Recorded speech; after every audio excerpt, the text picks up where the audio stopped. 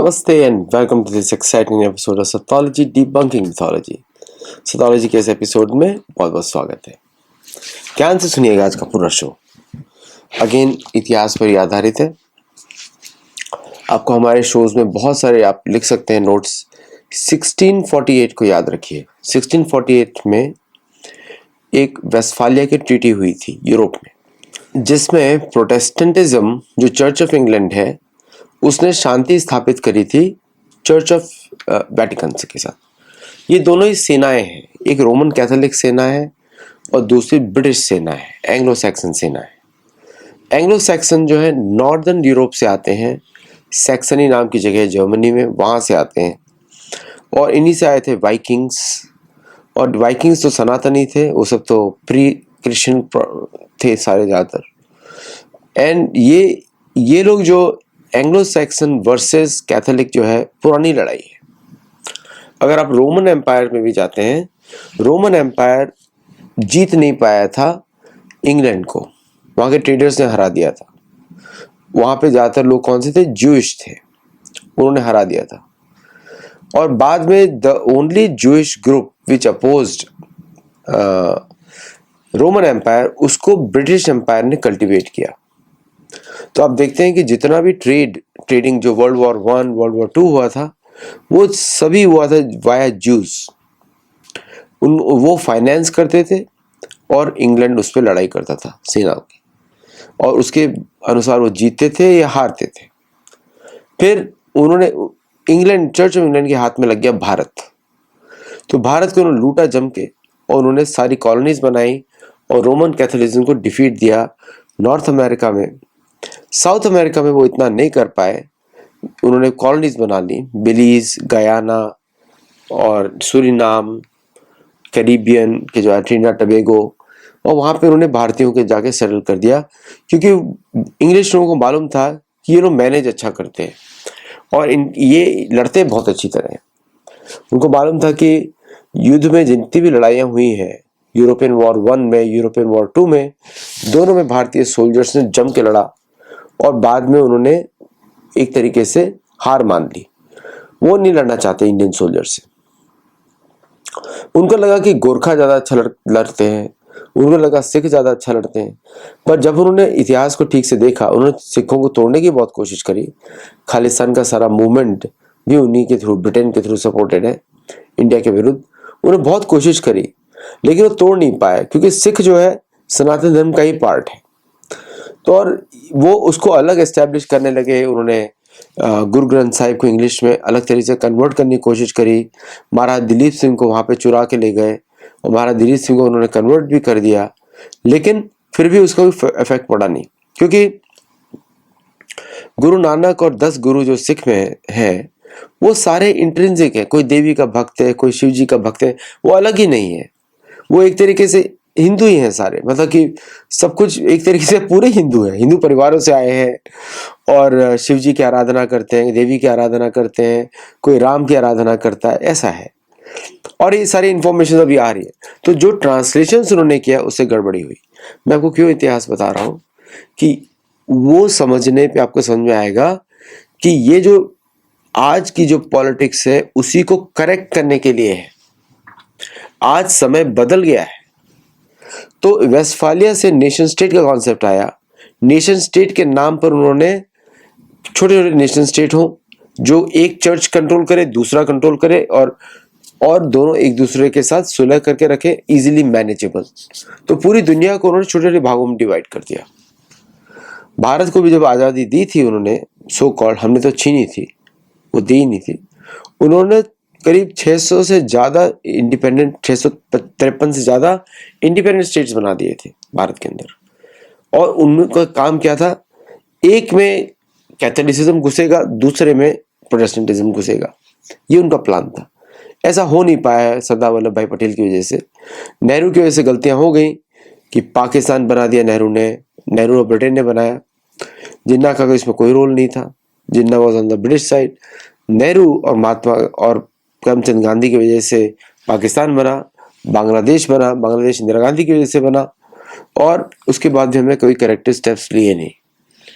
और आपको मालूम है कि कैथोलिसिज्म जो है हमेशा इस्लामिज्म को यूज करता है। इसलिए आपने देखा होगा यूनाइटेड नेशंस का जो जिनीवा कन्वेंशन है, जिनीवा ऑफिस है, वहां से मैक्सिमम मुस्लिम लोग यूनाइटेड नेशंस के रिफ्यूजी काउंसिल्स में है। रिफ्यूजी, ह्यूमन राइट्स, मुसलमान लोग हैं। और कैथोलिसिज्म, उस मुसलमान लोग, इनको कौन डालता है अंदर? ये सारी एजेंसीज डालती हैं। उनके टारगेट्स क्या होते हैं? भारत, चीन, ऐसे करके बहुत सारे देश जहां पे उनको इन्फ्लुएंस गेन करना होता है। ओके, ये इस तरह इसको यूज किया गया। और चर्च ऑफ इंग्लैंड का क्या रहता है? उसको सिर्फ रिसोर्सेज चाहिए, उसको सरकारें बदल करके रिसोर्सेज चाहिए उसको। उसका बहुत पुराना फिक्सेशन है रशिया के ऊपर। मोनार्की का सबसे ज्यादा फिक्सेशन है रशिया के ऊपर, वो भी पुराना जाता है। खानदानी लड़ाई है उनकी रशिया के साथ, उसको आप हटा नहीं सकते। They hate Russians. ये Russian orthodoxy versus church of England, Russian orthodoxy versus Vaticans, Catholicism, ये पुरानी लड़ाई है। मैकेंदर हॉलैंड की फिलॉसफी, मैकेंदर की फिलॉसफी में 1904 में जो उनका जो टारगेट था रशिया, उसके लिए भारत का पार्टीशन कराया गया। 2 पतली स्ट्रिप्स ऑफ लैंड उन्होंने चूज करी to attack Russia on either side of Himalaya. ये था पूरा प्लान। अब आ जाते हैं क्या है, तो 1947 में 48 में जो डिविजन्स किए गए वो सारे आर्टिफिशियल थे, कोई भी सेल्फ सस्टेनिंग नहीं है। फॉर एग्जाम्पल, अफगानिस्तान सर्वाइव ही नहीं कर सकता। वो भारत का एक प्रांत था पहले, वो भारत का ट्रेड राउट्स में आता था, इसलिए Afghanistan was very very rich जब तक हिंदू थे वहां पे। पाकिस्तान सर्वाइव नहीं कर सकता विदाउट इंडिया, क्योंकि उसका लैंड ही ऐसा है कि खरीदने वाले लोग तो इस तरफ ज्यादा रहते हैं हमेशा, तो वो कुछ बेच नहीं सकता, कुछ उगा नहीं सकता, और वो कॉन्स्टेंटली लड़ता रहेगा। अफगानी पाकिस्तानी को कोई पसंद नहीं करते। ये हिस्टोरिकल लड़ाई है, पुरानी लड़ाई है, अभी की नहीं है। बांग्लादेश एग्जिस्ट नहीं कर सकता। बांग्लादेश का पर्पज ही कुछ और था। उसका पर्पज था कि भारत को दोनों साइड से दबा के रखो। उनको ये लगता था मुसलमान एक बिल्ली के जैसे होते हैं, हिंदू चूहे के जैसे होते हैं, और अंत में जाके बिल्ली जो है चूहे को खा जाएगी। ये था पर्पस। ये आपको कठिन लगेगा सुनने में, बट यही सत्य है। आप मकौले को पढ़ सकते हैं, मकौले ने यही बोला था, हिंदुओं की कंडीशन बहुत खराब है, मुसलमान जो चूहे के जैसे, बिल्ली के जैसे हैं, वो मारते रहते हैं हिंदुओं को। ये उसने सोशल डिस्क्रिप्शन लिखा था अपने ऑब्जर्वेशन में। नाउ उसका ऑब्जर्वेशन सही हो सकता है या गलत भी हो सकता है, बट ये उसका ऑब्जर्वेशन। तो 1947-48 के बाद हमने कोई भी सॉल्यूशंस नहीं करे भारत में, क्योंकि हमारे ऊपर सारी सरकारें बिठा दी गई और एजुकेशन मिनिस्टर बिठा दिए गए जो सारे मुसलमान थे। ये सब ब्रिटिश इंटेलिजेंस के लिए काम करते थे, या कुछ इसमें से रोमन कैथोलिज्म के लिए भी काम करते थे। तो इन्होंने क्या किया, भारतीयों के दिमाग में भर दिया कि आपकी सीमाएं आप नहीं बढ़ा सकते, आपको इंटरनेशनल रिकॉग्निशन चाहिए, जबकि वो बिल्कुल सत्य नहीं है। हमारी सेनाएं अपनी सीमा बढ़ा सकती हैं, और अगर किसी को इंटरनेशनल रिकॉग्निशन देनी है तो दे, नहीं देनी है तो ना दे, it doesn't matter. It's a self consuming society, और हम लोग तो ट्रेड करते ही रहेंगे। यहाँ पे कुछ इंटरनेशनल कुछ नहीं चलने वाला अनलेस जियोपॉलिटिक्स इन्वॉल्व हो। यूक्रेन में सारी लड़ाई जो है वो यूके और रशिया के बीच में है। यूक्रेन उसका पॉन है। जब तक यूएसए कोऑपरेट कर रहा था, यूएसए भी साथ में इन्वॉल्व था। अब यूएसए इन्वॉल्व है नहीं। अब फाइट डायरेक्टली आने वाली यूके और रशिया के बीच में, जो कि आपको पता ही है यूके जो है गड़बड़ी करता रहेगा, क्योंकि यूके का काम ही है उपद्रव मचाना। तो अब जो 47 के सरकार चली गई है, मतलब 47 का 1947 के भारत इंडिपेंडेंट है, अब भारत का फ्रीडम है, हम अपने पुराने क्षेत्रों को लेकर आए। लेकिन हमने अपना मानसिकता ऐसा बना लिया है, हमने किसी पर आग नहीं किया, बिल्कुल असत्य। चोल राजाओं का तो अभी प्रधानमंत्री मोदी लेकर आ रहे हैं नीदरलैंड से। उनका तो इतिहास ही है पूरा साउथ ईस्ट एशिया में, हर जगह जो भी आपको बड़े बड़े मंदिर दिखते हैं सारे चोल महाराजाओं ने बनाए, और संस्कृत भाषा में वो बात करते थे। Sanskrit was official language, Tamil and other languages were unofficial languages, business languages. तो शिवाजी महाराज ने अटक से कटक तक अब सीमाओं को बदलने का समय आ गया है। अभी कोई करता है या नहीं करता वो मुझे पता नहीं है, लेकिन समय आ गया है। मतलब कि ये कि अंग देश, बंग देश और ब्रह्म देश तीनों कंप्लीट हो और भारत के साथ मिले, क्योंकि बिना भारत के बर्मा सिक्योर नहीं है, बिना भारत के अफगानिस्तान सिक्योर नहीं है। और पाकिस्तान तो पूरा आर्टिफिशियल स्टेट है, उसका नाम ही आर्टिफिशियल है। वो तो बनाया गया था 1935 में, नाम इन्वेंशन किया गया था और उसका यूटिलिटी खत्म हो चुका है। अब अमेरिका के पास पैसा नहीं है पाकिस्तान को देने के लिए, neither through IMF not through world bank. अभी आप देखिए क्या हालत होने वाली है। जो बैंक्स कोलैप्स करेंगे उसको सरकार रिवाइव करने वाली नहीं है। अमेरिका में पैसा नहीं है उनके पास, प्रिंट नहीं कर सकते। ओके, इंश्योरेंस कंपनीज का जो रैकेट था जिसके थ्रू ब्रिटेन फंड होता था वो भी अब खत्म हो गया। अमेरिका में प्रेसिडेंट ट्रम्प ने इंश्योरेंस कंपनीज का जो कंट्रोल है ओवर हेल्थ केयर उसको खत्म करने की कोशिश कर रहे हो। सो अभी एकदम सही समय आ गया है भारत को परमानेंट सॉल्यूशंस लाने का। जैसे भारत की सेना सीमाएं अफगानिस्तान से मिले, मतलब सिंधु नदी के दूसरी तरफ। अब लोग मुझे पूछते हैं क्या होगा, यहाँ के मुसलमान काफी रेडिकलाइज्ड है, सेनाओं के माध्यम से सारे ठीक हो जाते हैं। हमने तो दिखाई दिया, बंगाल में थोड़ा सैंपल दिखा दिया कि CRPF ने सबको ठीक कर दिया वहां पे। तो अगर अपने प्रोफेशनल जो क्षत्रिय हैं उनको देंगे आप ऑब्जेक्टिव कि ये अचीव कर दो, हमारे लिए पीसफुल कर दो, सबको हो जाएगा पीसफुल। हम पाकिस्तान को वैसे ही शांत करने में लगे रहते हैं।